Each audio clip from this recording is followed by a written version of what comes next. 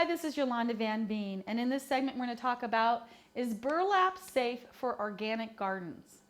Now, burlap is made from lots of different material, and it's made from hemp, and it's made from cotton, and there's all types of artificial materials that they're making burlap out of as well. So theoretically, the hemp and the cotton varieties of the burlap are totally organic. They might be stamped with a stamp that has ink on it, which isn't organic, or they might have a plastic string on the top, which isn't organic. But the burlap itself is considered organic, and it eventually will break down. So if you're planting a tree and it has a burlap ball on it, theoretically you can leave the bottom of the ball or cut it back and leave the burlap in the ground, and eventually it will die away. But I still don't think that's worth doing, because it still restricts the roots and it still stops it. And eventually it will die away and it'll break apart, but you're still restricting the roots from growing.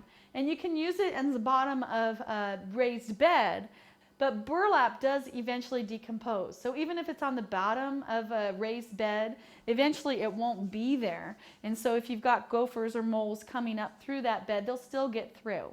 So yes, burlap is safe for organic gardens, but I really don't see a good reason why you would just leave it in your garden.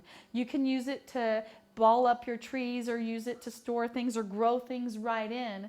But in the end, I would still not just leave it in the garden. I would reuse it for as many purposes as you can find, and keep it away from the dirt and keep it away from your garden, because in the end, compost and good organic material like leaf clippings, grass clippings, and any type of foliage clippings, and using raised beds and rocks and natural materials that are already existing is still better than using any material that's still organic that still doesn't belong in your garden.